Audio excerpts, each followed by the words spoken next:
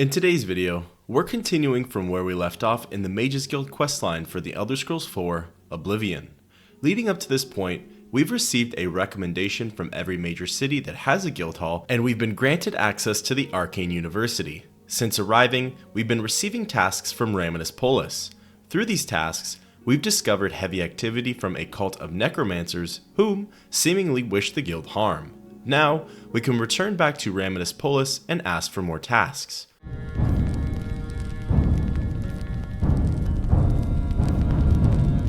We find Raminus in the Archmage's lobby of the Arcane University and begin to speak to him. Good work at Vatican. Jorol is quite pleased with the information now coming in about the site. There is another predicament, which I believe you can also help resolve, if you feel ready for it. Excellent. You have become most reliable, and I assure you that the Council appreciates it. Now, to the matter at hand. In order to deal with the apparent growing problem of necromancers in Cyrodiil, the Council needs as much information as possible. The Mystic Archives have been consulted with minimal success. Guild members are investigating other avenues, but I believe more can be learned here. What little we know makes no sense in a larger context. For example, why was Falcar, who we know now to be part of this cult of necromancers, in possession of black soul gems? The Archmage has other reports of these gems being associated with necromancers, but we do not know why. We don't even know what they do. We have overlooked these questions because we are so focused on rooting out the necromancers as quickly as possible. I'd like you to speak with Tarmina at the Mystic Archives. She is our specialist on Magica Arcana and has been helping gather information. I believe we have been asking her the wrong questions, taxing her too much with vague attempts to make sense of all that we know. Speak with her specifically about these black soul gems, if she knows anything about their powers or creation. An insight into their origins may lead us to those who are responsible for them. You become more valuable to the Guild with each passing day. The Guild wishes to reward that, and so you are raised to the rank of Conjurer. Accept these robes and wear them with pride. Her expertise in arcane knowledge and lore could be invaluable to us if we can make proper use of it. She can likely be found in the archives now, poring through materials on necromancy.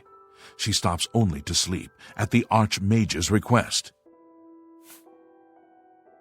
We leave the Archmage's lobby and go into the courtyard of the Arcane University. Tarmina can be found inside of the Mystic Archives, which is a building located on the grounds. Going inside and speaking with her sounds like this. Conjurer. Look, if you're here for information, I'm afraid you'll have to find it on your own. I'm swamped right now, up to my ears in necromancy. Not practicing it, mind you. Wouldn't want anyone to think I was involved in that sort of thing. I simply meant researching it. Why? Oh, no real reason. It's just that the entire Council of Mages has been in here at one time or another recently, all wanting information on necromancers. Necromancy, of all things. Oh, of course you were. No doubt the Council is trying to get you to bother me further. I ran Karanya out of here just a short while ago and told them to leave me alone. I keep telling them I can't produce results if I'm not given any time. I'm not used to working under conditions like this.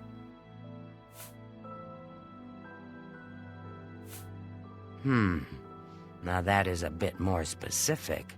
Finally, something I can respond to. Let me think for a moment. Yes, there's one obscure text that references these gems. I believe it's still around here someplace, unless Falcar never returned it. The name of the book is Necromancer's Moon. I'm unclear on the origins of the text, but it does involve these gems you're interested in. I'm afraid you'll have to find it yourself. I'm so out of sorts with all these requests, I've lost track of most everything. It's very distressing.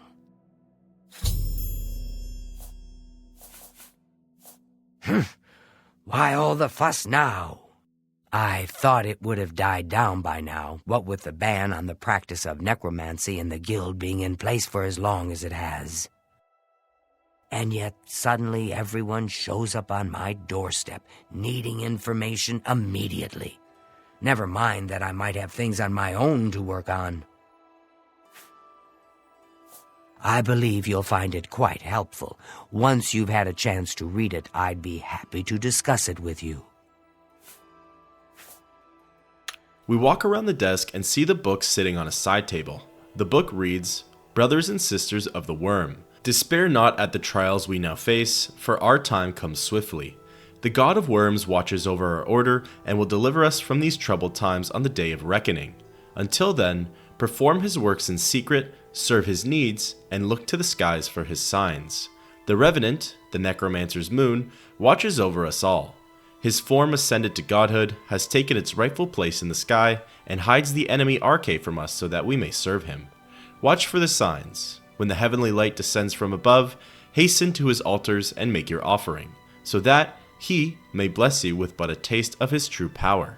Grand soul gems offered to him will be darkened and can be used to trap the souls of the unwitting, a feat even the Nagasta would marvel at. Stay faithful to the Order of the Black Worm, and in time, your loyalty will be rewarded. Soon, he will return to set the world right in due time, and those who would stand in his way will suffer eternally at his hands, just as those who stood opposed before. Until that day, you must believe and be patient. Hide in your caves, in your ruined forts, in your secret lairs, raise your minions, summon your revenants, cast your spells, answer the call of the Order when you are needed, watch and listen. After reading it, we receive a quest update and tell Tarmina what we read. Tarmina, this is my mystic archives. Keep it neat, keep it quiet. No eating in the stacks. A most interesting text, is it not? We are fortunate that at least one necromancer took the time to record the information. I am unfamiliar with the shade of the Revenant described within the book, but I was never one to dabble in the more, shall we say, amoral arts. You may take that with you for now, if you wish. The council may have use for it. Please, ask them to return it quickly, as I may need it again. Now, we can go back to Raminus in the Archmage's lobby and tell him about the Necromancer's Moon. Has Tarmina been of use in gathering information about the necromancers? Excellent work. I believe this will be of use to the Council. I shall make sure they're made aware of its contents. I've never heard of this shade of the Revenant. Some sort of celestial phenomenon? If that's correct, then Bothil would most likely know something about it, as the caretaker of the orrery. She should be on university grounds. A most fascinating contraption. Bothil is one of the few who understands how it worked and kept it running. Bothil is conveniently sitting behind us the whole time. Speaking with her sounds like this. Hello there. Is there something I can do for you? I've heard things, to be sure, but I don't really know anything about them. Is it true that some of our guildmates were killed? Oh, how horrible! Revenant, you say? And it represents something in the heavens? It sounds familiar. Let me think. Ah, yes, now I remember. Falcar was here some time ago asking about just such a thing. Said it was for research. He had a large sheaf of notes with him about it. I'm afraid I didn't have any more advice for him than I do for you. With the Ori in such a state of disrepair, I have no point of reference. Falcar did leave this behind. I think it fell from his notes as he left. I didn't pay it much attention, but perhaps it will be of use to you. Bothiel gives us a note that apparently our old friend, Falcar, dropped during his escape. The note reads, Primary sites, the Dark Fissure, Fort Istrius, Fort Lynchall, Wendelbeck. Altars have been raised, anchorites have been called. Watch the skies. Once a week his grace shines down on us. Returning to Raminus and speaking with him sounds like this. Good day. So, Falcar expressed interest in this revenant as well, and left this note behind, did he? Perhaps we should look into it for more clues. This lists several locations. The first is the Dark Fissure, which I recognize. It's a cave in the mountains, south of Cheydinhall. If there is indeed an altar there, as the note suggests, I believe this cave is directly related to the contents of the book. Go to the Dark Fissure the next time this shade occurs. Search for any connection to what we've learned and report back. Please, be careful. Anything you find is of no use to us if you do not survive. I believe we are dealing with powerful forces here. Do not put yourself in harm's way if it can be avoided. Now it's time to follow his directions and head to the Dark Fissure. What's neat is we can actually head to any of the 4 locations listed in Falcar's note and find what we need. Dark Fissure is located southeast of Swampy Cave, a location we needed for the Fighters Guild, so we set travel for there. A quick horse ride up a hill and we find ourselves at the foot of the cave. Right away, we notice a massive altar dressed in necromancers' banners right outside of the cave's entrance. Surrounding the door are zombified bodies and skulls. We have a few options here. Number 1 is go inside of the cave and come face to face with the necromancer anchorite, which we do. You will not stop us. The Order of the Black Worm will consume all in its path. Looting their body, we find a handwritten note.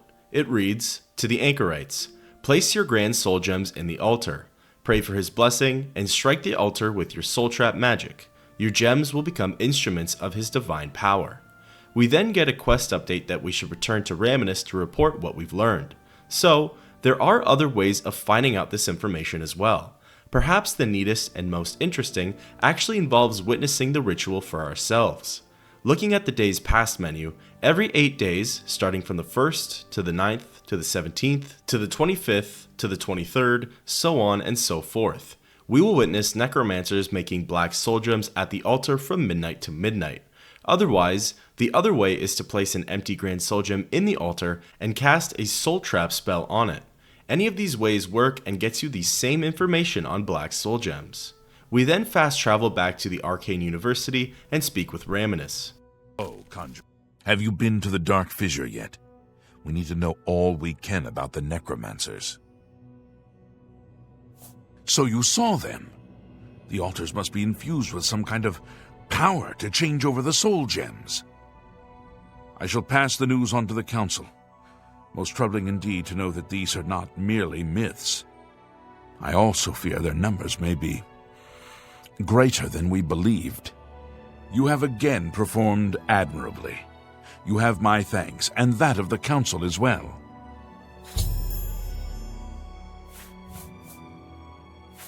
With that, we've finally found out the mystery behind how black soul gems are made. However, the details for what they're used for are still a little elusive, thus ending the quest, Necromancer's Moon.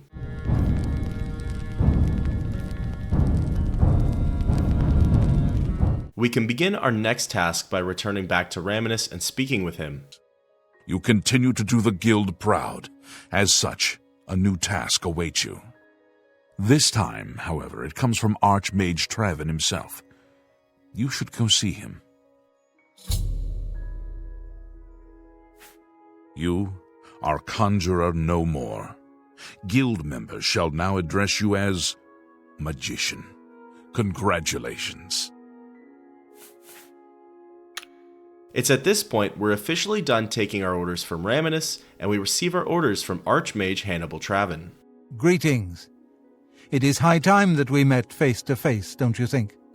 Raminus has told me good things about you, You have advanced quickly and show great promise. I now intend to put your talents to a more direct test. I have a difficult task that you can, perhaps, assist with. Are you prepared to begin? Very good. Let me explain what is at stake. The Council of Mages has been aware of the increased necromancer activity in Cyrodiil for some time. It had been our position to sit back and watch what unfolded, but that time has clearly passed. We cannot tolerate these attacks on the Guild. Most of our information on the necromancers has come from an informant inside the cult itself, a Guild member who offered to infiltrate their ranks. Yes, and we have for quite some time. Though the information he has provided is limited, it has given us a sense of their scope and power.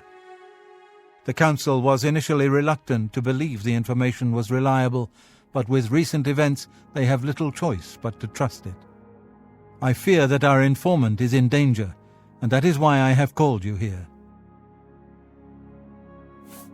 Mucianus Elias. He is not a council member, but has long served the Guild here at the Arcane University. Aware of the growing interest in the Guild after the ban on necromancy was put into place, he offered to help the Council track the cult's actions. With my blessing, he infiltrated the group, and has fed us information for quite some time, until recently. I have not heard from him, and I fear for his safety. The lack of reports from Mucianus has disturbed the Council, and they are now concerned about the legitimacy of his information. A group of battle mages were dispatched to Mucianus's last known location with the intent of bringing him in for questioning. I argued against it, but eventually agreed to maintain order in the Council. I regret that decision, and that is why I wish to send you there. I fear the battle mages may mistreat Mucianus if they do not mistake him for one of the many necromancers no doubt present in the ruins. I wish for you to find Mucianus and ensure his safe return to the Arcane University. I do not want anything to go wrong. Please, hurry. The battle mages will arrive there soon, if they have not already, and time is of the essence. If, for any reason, they are unsuccessful, Mucianus's life will be in forfeit. You must make sure he is safe. Go now, and bring word to me as soon as he has been escorted to safety. Mucianus last reported being sent to the ruins of Nenyon Twill, south of the Imperial City. That is where the battle mages went. South of the White Rose River, nearly halfway to the border of elsewhere. I'm afraid I know nothing more about the location, or what you may expect to find once you arrive. Thank you. Know that I would not ask such a thing of you if I did not feel it was urgent, or that it was beyond your capabilities. I shall await your return. We've received our first task from the Archmage. We're to go to Nenyon Twill and look for our informant on the necromancers, Mucianus. The closest location we discovered to Nenyon Twill is Robber's Glen Cave. From there, we can hop on our paint horse and make haste for the Ayleid ruin. Nenyon Twill certainly has a less grand outside than most of the other Ayleid ruins. Entering inside, we're quickly approached by a stranger. You! What are you doing here? Has the Council gone mad, sending you here alone? There's no time. The others, they were waiting for us. They knew we were coming. I'm the only one left. The necromancers retreated further in, but we've got to follow them. There's no time to waste. Follow me. While it seems like Fifth Regair and us are going to fight together through this infested ruin, he quickly charges headfirst into a trap and gets impaled by a crushing trap. To be honest, I don't think there's any way to avoid this occurrence, as I'm pretty sure it's scripted. Nenyon Twill is littered with necromancers and the undead. There are 2 zones in total. The first one contains 4 necromancers and 2 undead. The quest marker was actually telling us to go through a hidden door that we didn't have access to yet, so we ignored it and went through the correct one. The second zone, called Nenyon Twill Riacel, sees us having a conversation with someone named Mariette Riel. Oh, you poor dear. I'm afraid you're late to the party. The guest of honor has already left. And I do hate to disappoint you, but Musianus is in no condition to be leaving. He's a worm thrall now, and shall be quite content here.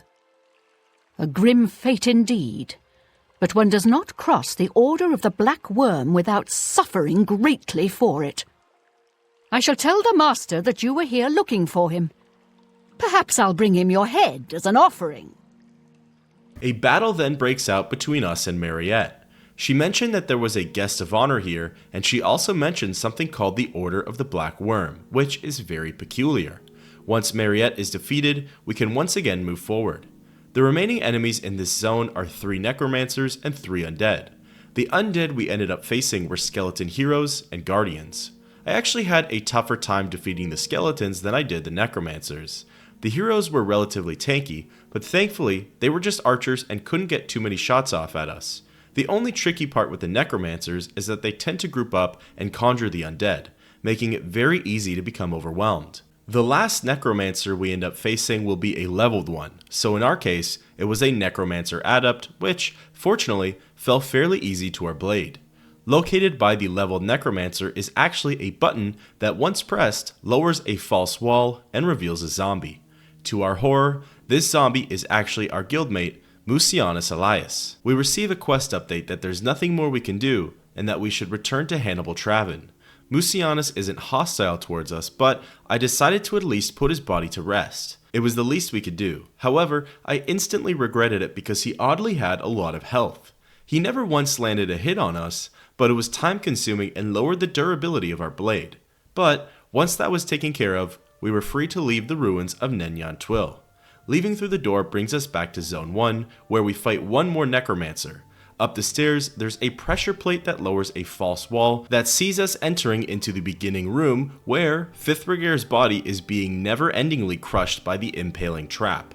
Exiting the ruin, we can now fast travel back to the university and enter into the Archmage's lobby to inform Travin of Musianus' tragic end. What news of your task? Your face looks grim. What? By the 9, and there was nothing you could do for him? What a horrible fate. I cannot imagine how they could do that to him.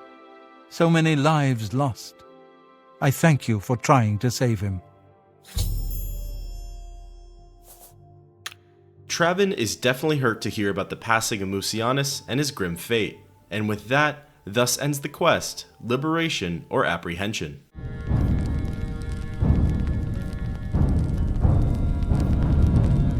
When ready, we return back to Hannibal Travin to receive more tasks. Before we continue, you should speak to Raminus Polus about your advancement within the guild. Speaking with Raminus, we receive an advancement. Well met. Your role within the guild becomes ever more essential. You have now attained the rank of Warlock, and are freely able to access the council chamber. We return back to Hannibal Travin. There is an urgent matter which requires your personal attention. This task falls to you and only you. Are you prepared to begin? Count Hasseldor of Skingrad has contacted the council.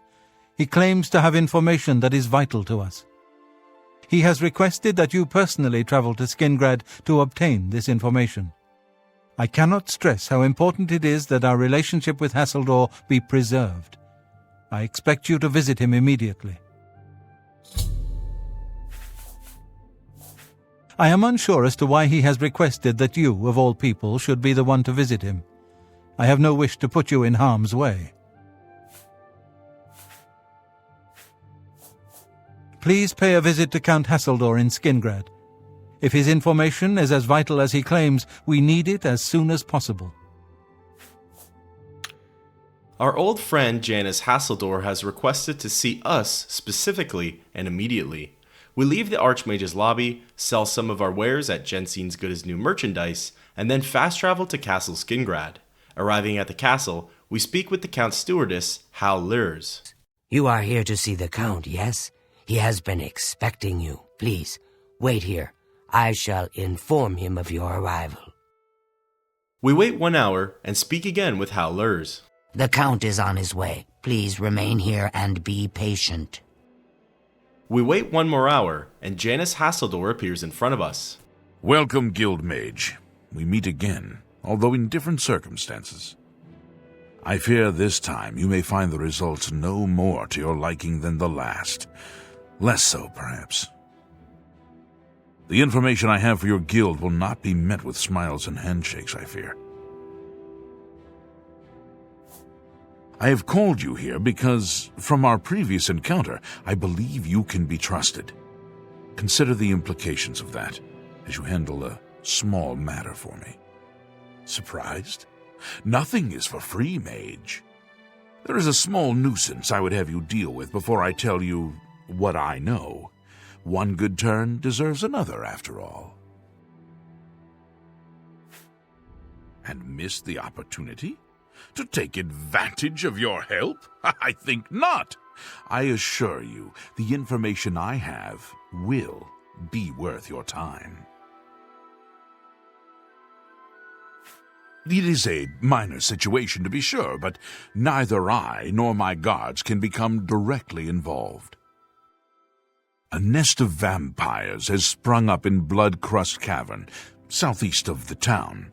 They are a threat to the town and must be eliminated.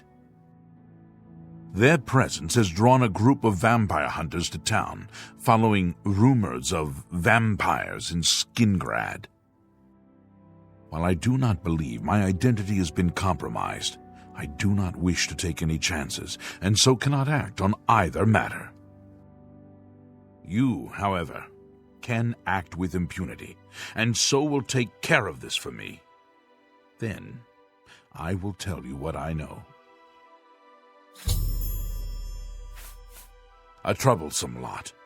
I expect you to deal with them. There are at least 3 of them. I know only one by name, a wood elf, called Eridor. He's rather good from what I understand. I could handle them myself, but it would be unwise to display my prowess in public. That is the folly of the young and proud. Of course, should you be caught murdering them in the streets, the guards will respond accordingly. I can't be connected with this, remember? This I cannot say. I have refrained from expressing too much interest, lest their attention be turned towards the castle.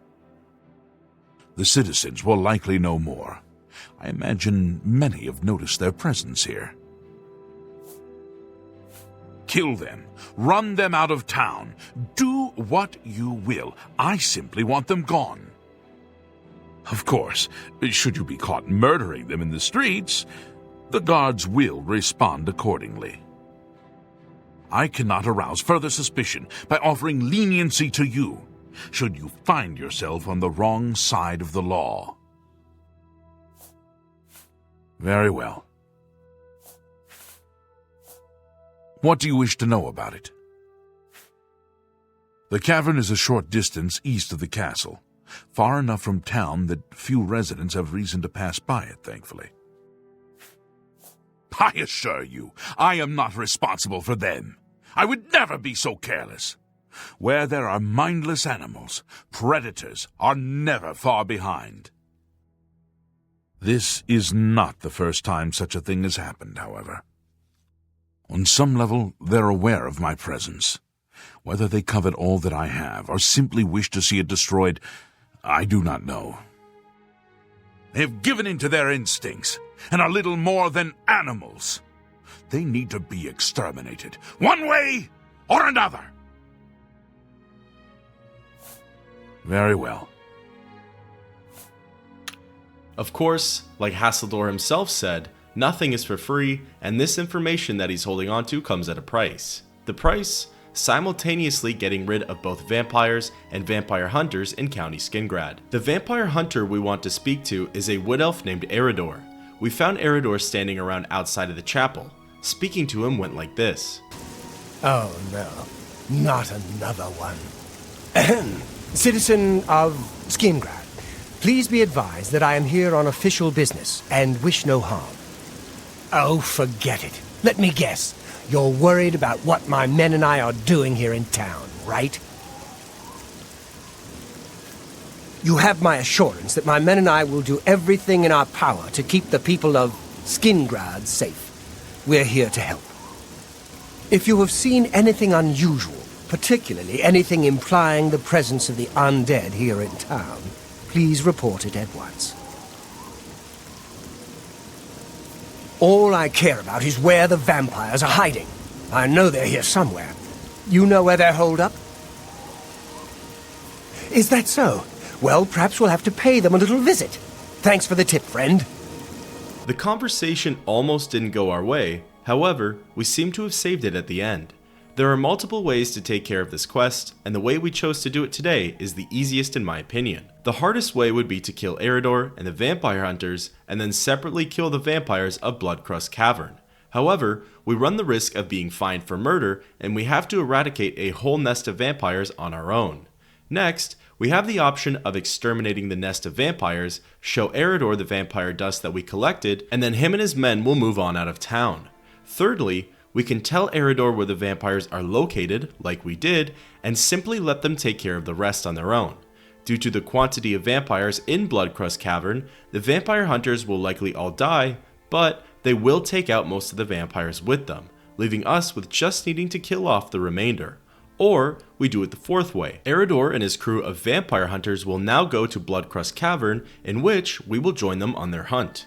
This way, we have more numbers to help us fight off the nest, we can level up our combat skills, and it adds a bit more fun to the whole ordeal. After waiting a few hours, Eridor and his crew finally arrive at Bloodcrust Cavern. We go inside to meet them and join the fight. Bloodcrust Cavern has only one zone to it. It's a giant circuit, so you can pick a direction of either left or right, and you'll eventually kill your way back to the entrance. There are a total of 10 Bloodcrust vampires, which are non-respawning, and are actually similar in stats to vampire matriarchs/patriarchs. It's very important to carry a potion of cure disease, or to visit a chapel or way shrine after clearing out this cave, as you're likely to contract porphyric hemophilia. It really did make it easier rolling through the cavern with the hunters, as it could have become overwhelming at certain zones if we were taking all of the aggro. As we slow rolled through the zone, killing as many creatures of the night as possible, one by one, members of the crew would get killed in the process. Eventually, it was just myself and Eridor left fighting off a few vampires, when the young and mighty vampire hunter himself was killed in battle. At this point, we received a quest update saying all of the hunters had been killed, meaning that part of the bargain with Hasseldor was completed. We quickly finished off the remaining 3 vampires and received another quest update that we should return back to the Count. Exiting the cave and fast traveling back to the castle, we speak once again with Howlers. You have completed your tasks for the Count, have you not? Then, please, wait here while I inform him. We wait another hour just to hear again from Howlers this familiar message. The Count is on his way. Please remain here and be patient. Waiting once more, the Count finally shows up. So the work is complete. Now we can discuss the information I have for you. The cavern is silent once more. I would be foolish to think that this might send a message to those who would encroach on my territory.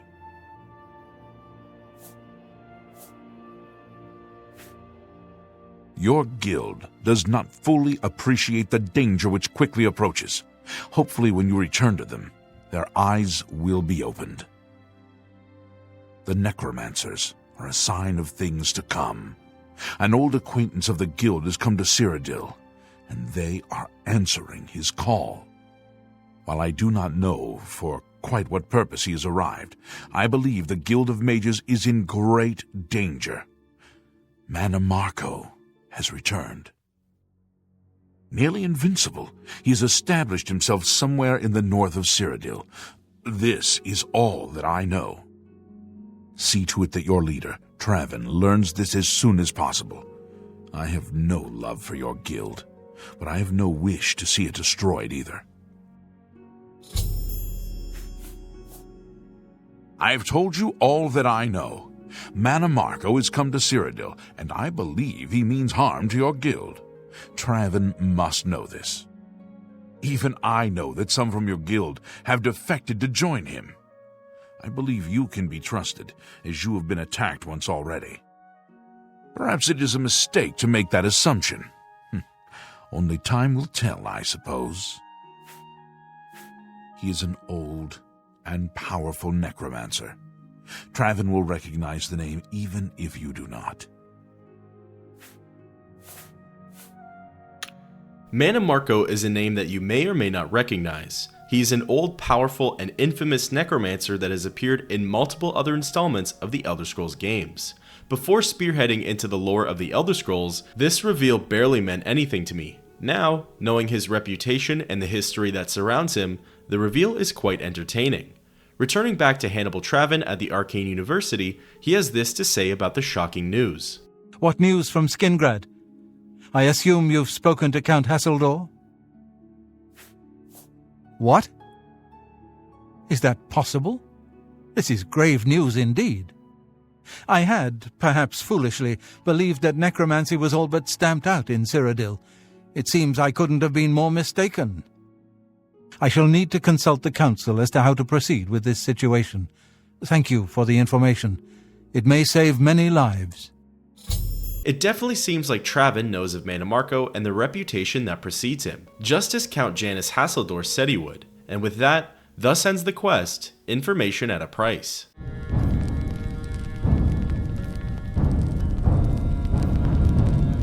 Speaking to Hannibal Traven too soon after breaking the news of Manimarco's return will invoke this response. My attention is focused on the council right now.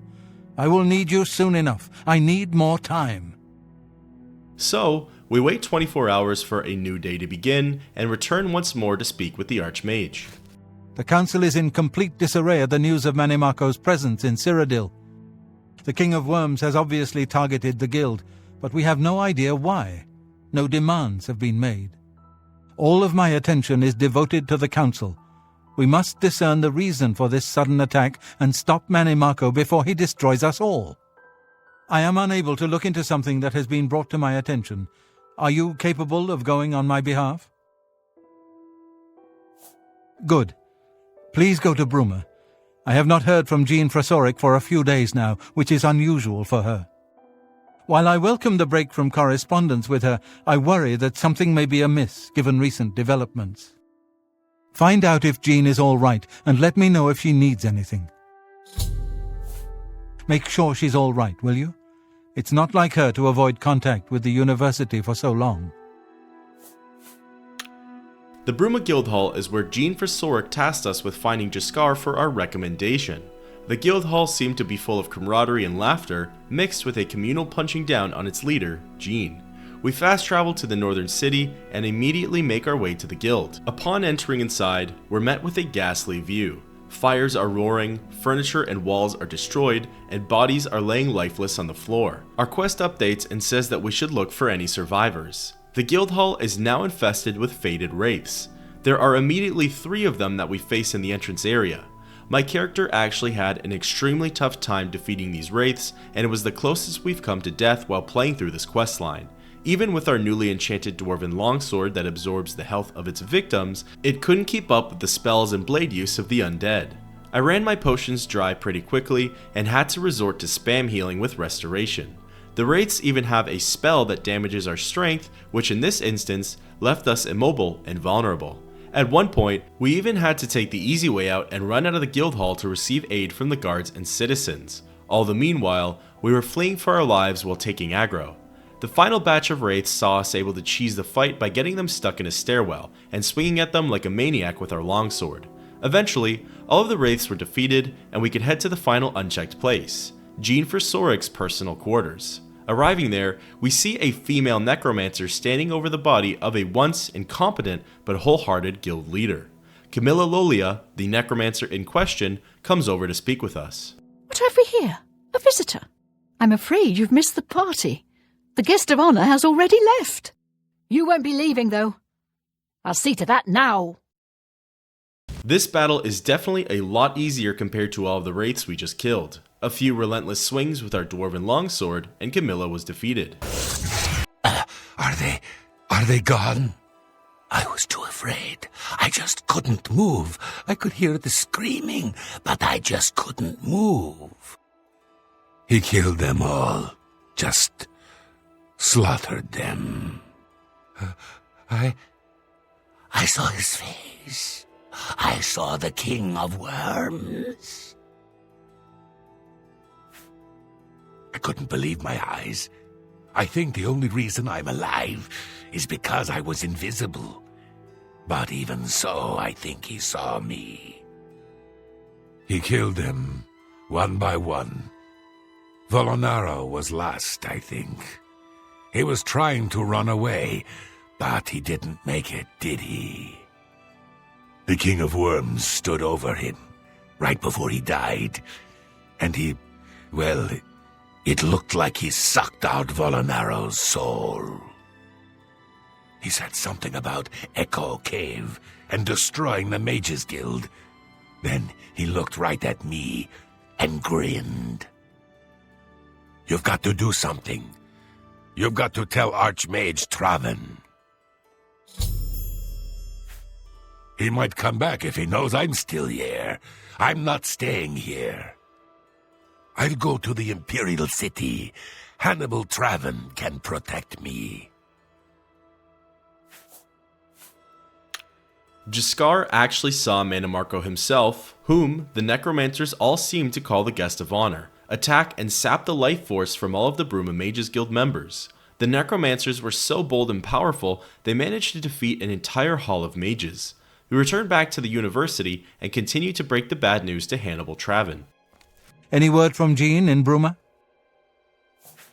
He was the only one left? This is worse than I thought. From what he's told you, Mannimarco, the King of Worms, is here in Cyrodiil and preying on our guild. This is something I'd never have dreamed. We'll need a few days to digest this new information. Should Jaskar arrive here, we'll see to it that he's well taken care of. Thank you. And with that brief conversation, Traven has revealed that he and the guild are in disarray after all of these attacks and aren't quite sure on how to proceed or to prevent these attacks from happening. It seems like the guild might not be as readily equipped to handle this situation as they once thought, and as time passes, the necromancers are getting stronger and stronger. And with that, thus ends the quest, A Plot Revealed.